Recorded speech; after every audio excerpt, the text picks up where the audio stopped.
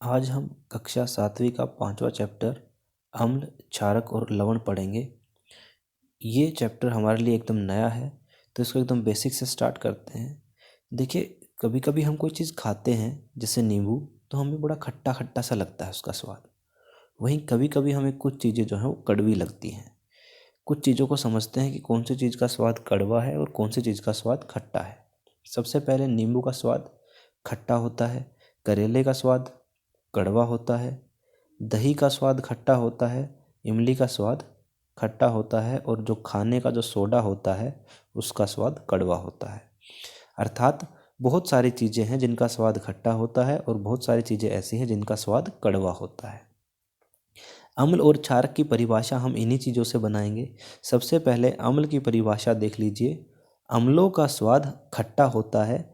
इन्हें इंग्लिश में एसिड कहते हैं और एसिड शब्द जो है वो लैटिन भाषा के शब्द एसियर से बना है और उस एसियर शब्द का जो अर्थ है वो खट्टा है। जैसे कि नींबू, दही आदि, इनके अंदर अम्ल होता है, तो अम्ल वो पदार्थ हैं जिनका स्वाद खट्टा होता है। वहीं क्षारक प्राय स्वाद में कड़वे होते हैं और इनको छूने से ये साबुन जैसे चिकने प्रतीत होते हैं। जैसे खाने का सोडा, करेला, साबुन आदि, ये सारे के सारे जो हैं वो क्षारक हैं। ठीक है। जैसे कि नींबू है हमारे पास खट्टे होते हैं, इनको अम्ल की कैटेगरी में रखा जाता है। साबुन जो है वो कड़वे होते हैं, इनको क्षारक की कैटेगरी में डाला जाता है। लेकिन यहाँ पे एक बड़ा बेसिक सा सवाल है, क्या आप सभी चीज़ों को स्वाद चख कर ये बता सकते हैं कि ये चीज़ खट्टी है या खट्टी नहीं है, या फिर कड़वी है या कड़वी नहीं है? इसका जवाब है नहीं, क्योंकि हर चीज़ को चख पाना मुमकिन नहीं है। कुछ चीज़ें जो हैं वो खतरनाक भी हो सकती है, डेंजरस भी हो सकती हैं, जिसकी वजह से हमें कोई नुकसान पहुंच सकता है। तो चख कर किसी चीज़ को ये बताना कि ये चीज़ अम्ल है या क्षारक है, ये बिल्कुल भी सही रास्ता नहीं है। इसके लिए एक रास्ता होता है जिसको हम कहते हैं सूचक।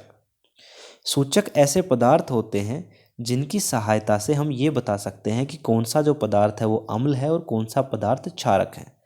कुछ सूचक जो है वो हमें प्रकृति में मिलते हैं, इनको प्राकृतिक सूचक कहते हैं, जैसे लिटमस पेपर, हल्दी, गुड़हल का फूल आदि। वहीं कुछ सूचक जो है वो मानव निर्मित होते हैं या फिर रासायनिक होते हैं, उनको कृत्रिम सूचक कहा जाता है, जैसे कि फिनोल्फ्थलीन। ठीक है। ये सूचकों के कुछ उदाहरण हैं। हम एक एक करके सूचकों को पढ़ते हैं। सबसे पहला जो सूचक है हमारे पास और सबसे ज़्यादा इस्तेमाल होने वाला जो सूचक है वो है लिटमस पेपर। ये एक कागज होता है जो हमें लाइकेन के पौधे से प्राप्त होता है, लिटमस या लिटमस का विलियन या लिटमस का सॉल्यूशन। उसकी मदद से हम लिटमस पेपर तैयार करते हैं। ये लाइकेन का पौधा है, देख लीजिए, पौधे जैसी संरचना होती है, असल में पौधा होता भी नहीं है ये। ठीक है। ये लाइकेन से हमें प्राप्त होता है। लिटमस पेपर दो रंगों में मिलता है हमें, एक का रंग होता है लाल और दूसरे का रंग होता है नीला। ये दोनों अलग अलग तरह से इस्तेमाल होते हैं। लिटमस को किस तरह से सूचक के रूप में इस्तेमाल करते हैं, इस चीज़ को समझते हैं। देखिए, जब किसी नीले लिटमस पेपर को अम्ल में डालते हैं तो उसका रंग बदल के लाल हो जाता है। जैसे कि यहाँ पे अगर मैं नीला लिटमस एक एसिड में डाल देता हूँ तो उसका जो रंग है वो बदल के लाल हो जाता है। और अगर ऐसा हो जाता है कि किसी पदार्थ में आपने नीला लिटमस डाला और वो लाल हो गया, तो इसका मतलब ये है कि वो जो पदार्थ है वो अम्ल है। वहीं दूसरी ओर अगर आप किसी पदार्थ में लाल लिटमस डालते हैं और उसका रंग बदल के नीला हो जाए, तो इसका मतलब है कि वो जो पदार्थ है वो क्षारक है, अर्थात वो बेस है। तो नीले से अगर लाल होता है, नीले से अगर लाल होता है तो अम्ल कहलाता है, और अगर लाल से नीला रंग बदल जाए तो वो क्षारक होते हैं। इस चीज़ को ध्यान रखिएगा हमेशा। और इसको याद करने के लिए भी हमारे पास एक बड़ी सिंपल सी ट्रिक है। जैसे कि मैं एक वर्ड याद कर लूँ, अनीला। अनीला मतलब अम्ल जो हैं वो नीले लिटमस को लाल लिटमस में बदल देते हैं। सिर्फ इस वर्ड को याद रखिए, कन्फ्यूज़न ख़त्म हो जाएगा। और दूसरा जो वर्ड है मेरे पास वो है छालानी। मतलब क्षारक जो होते हैं, छा से क्षारक, ला से लाल लिटमस को नी से नीला कर देते हैं। तो अगर मैं ये दोनों वर्ड अनीला और छालनी याद कर लूँ तो मैं बड़ी आसानी से बता सकता हूँ कि अम्ल तो नीले लिटमस को लाल करते हैं और क्षारक लाल लिटमस को नीला करते हैं। अनीला और छालनी, इनको याद रखिएगा, आपका सारा काम हो जाएगा। ठीक है। इसके बाद कुछ विलयन जो हैं वो उदासीन होते हैं। वो विलयन जिनमें ना तो अम्लीय का गुण है ना ही कोई क्षारकीय गुण है, उनको उदासीन कहते हैं, जैसे कि पानी। ये जो उदासीन विलयन होते हैं, इनमें नीला लिटमस डालो या लाल लिटमस डालो, इनके ऊपर कोई फर्क नहीं पड़ता। नीले को डालोगे तो वो नीला ही रहेगा, लाल को डालोगे तो वो लाल ही रहेगा, क्योंकि उनके ऊपर कोई फर्क नहीं पड़ता, इसलिए वो उदासीन विलयन कहलाते हैं। ठीक है। अब हल्दी के बारे में जानते हैं कि हल्दी को किस तरह से एक सूचक के रूप में इस्तेमाल किया जा सकता है।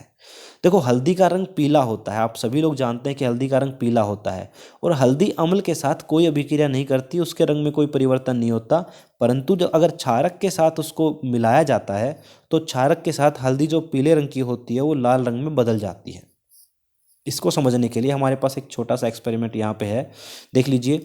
हमने एक प्याली में नींबू का रस लिया है और एक गिलास के अंदर हल्दी का घोल लिया है, और जब मैं इस नींबू के रस को हल्दी के घोल में डालता हूँ तो उसके रंग पे कोई फ़र्क नहीं पड़ता, वो पीले का पीला ही रहता है। वहीं अगर मैं साबुन को उस पीले वाले घोल में डालूंगा, हल्दी के घोल में, तो उसका रंग बदल के लाल हो जाता है। इसका अर्थ ये है कि क्षारकों के साथ अभिक्रिया करके हल्दी क्षारकों के साथ अभिक्रिया करके अपना रंग लाल कर लेती है। यही कारण है कि जब हम हमारे कपड़ों पर कभी हल्दी गिर जाती है तो जब उनको धोते हैं तो वो हल्दी का जो रंग है वो लाल हो जाता है, उस दाग का जो रंग है वो लाल हो जाता है, उसका यही कारण है। तो हल्दी क्षारक के साथ अभिक्रिया करके उसको लाल रंग बना देती है, लेकिन अम्लों के साथ अभिक्रिया नहीं करती है, और इन जनरल नॉर्मली हल्दी का रंग पीला होता है। इसके बाद जानते हैं गुड़हल के फूल को किस तरह से सूचक के रूप में इस्तेमाल किया जा सकता है। देखिए, गुड़हल के 4-5 फूल ले लीजिए, उनको गर्म पानी में उबाल के छान लीजिए, और जो लिक्विड बना उसको हम सूचक की तरह इस्तेमाल करेंगे।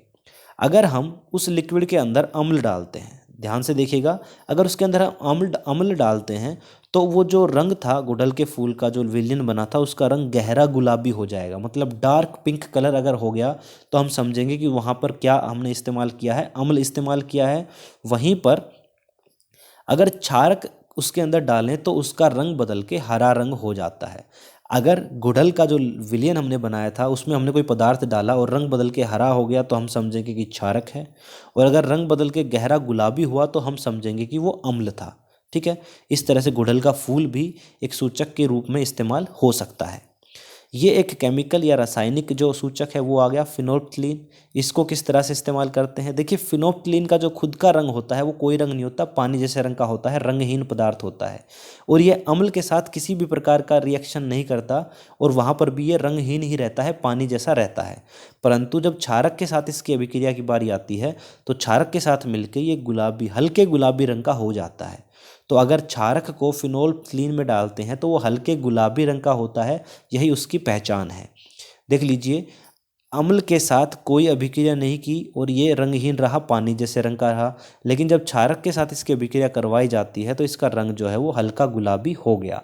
तो फिनोल्फ्थलीन से हम क्षारकों का पता लगा सकते हैं, जैसे कि हमने हल्दी से लगाया था, हल्दी का रंग पीले से लाल हो गया था और इसका रंग कैसा हो जाता है, गुलाबी हो जाता है फिनोल्फ्थलीन से। इसके बाद है हमारे पास उदासीनीकरण अभिक्रिया। जब एक अम्ल और क्षारक को आपस में मिलाया जाता है तो वहाँ पर दो चीज़ें बनती हैं हमेशा, एक तो लवण बनते हैं और दूसरे पानी। लवण क्या होता है, जैसे कि हमारे पास जो नमक होता है खाने का, जिसका फॉर्मूला होता है NaCl, ये एक लवण का उदाहरण है, ये एक लवण का उदाहरण है। ठीक है। तो जब भी किसी अम्ल और क्षारक को मिलाया जाता है तो वहाँ पर लवण और पानी बनता है, और क्योंकि उन दोनों का इफेक्ट कैंसिल हो जाता है एक दूसरे से, क्योंकि अम्ल और क्षारक एक दूसरे के अपोजिट होते हैं तो उनके इफेक्ट कैंसिल हो जाते हैं, तो इसीलिए इस अभिक्रिया का नाम है उदासीनीकरण अभिक्रिया, क्योंकि इससे जो पदार्थ बनता है लास्ट में वो उदासीन होता है। ठीक है। इस प्रक्रिया में बहुत सारी ऊष्मा भी निकलती है। देख लीजिए, यहाँ पर दिखाया हुआ है कि एक परखनली में एसिड था, दूसरी परखनली में क्षारक था, और उनको हमने मिलाया तो हमारे पास सोल्ट प्लस वाटर, सोल्ट का मतलब लवण है, जैसे हमारा जो घर में हम नमक यूज़ करते हैं NaCl, उसके अलावा बहुत सारे सोल्ट होते हैं, और साथ में पानी बन जाता है, क्योंकि इन दोनों का इफेक्ट एक दूसरे के अपोजिट होता है और वो कैंसिल आउट हो जाता है, इसीलिए इस अभिक्रिया का नाम है उदासीनीकरण अभिक्रिया। ठीक है, इस चीज़ को ध्यान रखेंगे। अब उदासीनीकरण की जो प्रक्रिया है वो हमारी रोज़मर्रा की ज़िंदगी में बहुत ज़्यादा महत्वपूर्ण है। उसमें एक पॉइंट है अपाचन या एसिडिटी। देखिए, कई बार जब हमें एसिडिटी होती है तो हम लोग क्या करते हैं, इनो पी लेते हैं। एसिडिटी होने का मतलब होता है कि हमारे पेट में जो एसिड है, हमारे पेट के अंदर HCl नाम का एसिड होता है, लेकिन कभी कभी जब उसकी अधिकता हो जाती है तो हमें एसिडिटी या अपाचन की समस्या हो जाती है। ये होता है जब हम कोई चिकनी चीज़ खा लें या फिर जो हम ज़्यादा तली हुई चीज़ों को ज़्यादा सेवन कर लें या फिर हम अपना ध्यान ना रखें, तब ये समस्या हो जाती है। तब इस बार हम इसमें क्या करते हैं, इनो या फिर एक और चीज़ होती है जिसको मिल्क ऑफ मैग्नीशिया कहा जाता है। मिल्क ऑफ मैग्नीशिया का फॉर्मूला होता है MgOH ट्वाइस। ये होता है मिल्क ऑफ मैग्नीशिया। क्योंकि एसिड की मात्रा बड़ी है तो हम उसके अंदर क्षारक डालेंगे।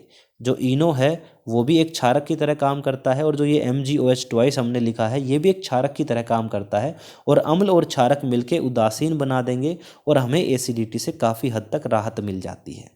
दूसरा, अगर हमें कोई चींटी काट ले तो चींटी का जो डंक होता है उसके अंदर एक अम्ल होता है, मेथेनोइक अम्ल बोलते हैं उसको।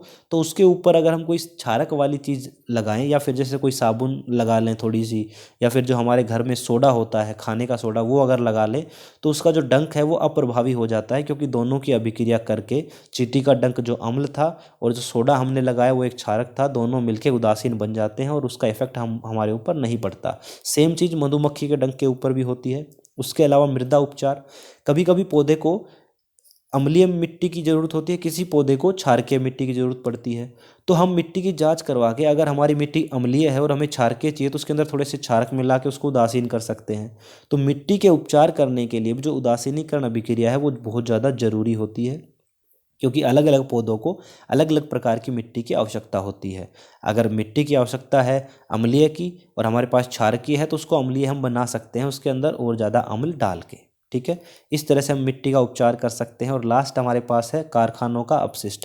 देखिए, जो कारखाने होते हैं, फैक्ट्रियाँ होती हैं, उनके अंदर बहुत सारी वेस्ट चीज़ें निकलती हैं और वो चीज़ें जो हैं सीधे हमारे नदियों में नालों में चली जाती हैं। और वहाँ रहने वाले जो मछलियाँ या फिर जो जलीय जीव होते हैं उनके लिए बड़ी नुकसानदेह होती है। क्योंकि कुछ चीज़ें एसिडिक होती हैं, मतलब अम्लीय होती हैं, कुछ चीज़ें क्षारकीय होती हैं। अगर हम कारखानों से निकलने वाला जो वेस्ट है उसको ट्रीट करें, ट्रीट का मतलब ये है कि अगर क्षारकीय पदार्थ निकल रहे हैं तो उसके साथ अम्ल मिला के उसको उदासीन बनाएं और फिर कहीं डंप करें। अगर अम्लीय पदार्थ निकल रहा है तो उसको उसके अंदर क्षारक मिला के उनको न्यूट्रल करें, मतलब उनको उदासीन कर दें ताकि दोनों का प्रभाव खत्म हो जाए और फिर कहीं डालें। तो जो जलीय जीव होते हैं उनके जीवन को ज़्यादा खतरा नहीं होगा। तो ये सारी की सारी चीज़ें हैं, ये हम अपनी आम जिंदगी में उदासीनीकरण के बारे में देखते हैं। जैसे कि एसिडिटी हो जाती है तो इनो पीते हैं। चींटी का डंक अगर चींटी या मधुमक्खी काट ले तो हम वहाँ पर सोडा या फिर साबुन लगा सकते हैं, बड़ी अच्छे से काम करेगा। मिट्टी के उपचार के लिए भी हम इसका इस्तेमाल कर सकते हैं। और कारखाने का जो अपशिष्ट वेस्ट पदार्थ बनता है उसको भी अगर ट्रीट करके हम नदी नालों में भेजें तो जो जलीय जीव होते हैं उनको नुकसान ना हो। ठीक है, चैप्टर ख़त्म हो गया है। समरी देख लेते हैं। हमने यहाँ पर कुछ चीज़ों के स्वाद के बारे में पढ़ा था, जैसे नींबू, इमली, करेले, इनके स्वाद कुछ के स्वाद खट्टे थे, कुछ के स्वाद जो हैं वो कड़वे थे। फिर हमने अम्ल और क्षारक की परिभाषा समझी कि अम्ल जो है वो खट्टे होते हैं स्वाद में, क्षारक कड़वे होते हैं। फिर हमने सूचक के बारे में समझा कि सभी चीज़ों को हम चख कर नहीं देख सकते कि कौन चीज़ खट्टी है और कौन चीज़ जो है वो कड़वी है। तो उसके लिए हम सूचक का इस्तेमाल करते हैं। सूचक कुछ ऐसे पदार्थ होते हैं जिनकी मदद से हम बता सकते हैं कि कौन चीज़ अम्ल है और कौन चीज़ क्षारक है। ठीक है, सूचक में हमने लिटमस पेपर, हल्दी, गुड़हल के फूल, फिनोल्फ्थालीन आदि के बारे में समझा। फिर लास्ट में हमने उदासीनीकरण अभिक्रिया देखी और उदासीनीकरण अभिक्रिया का जो हमारी आम जिंदगी में जो महत्व है उसको समझा। ठीक है, यहाँ पर ये हमारा चैप्टर जो है अम्ल, क्षारक और लवण वाला चैप्टर समाप्त हो गया है। अगर आपको वीडियो अच्छी लगी हो, कुछ समझ में आया हो तो चैनल को सब्सक्राइब करें। और यहाँ तक वीडियो देखने के लिए सभी का थैंक यू, धन्यवाद।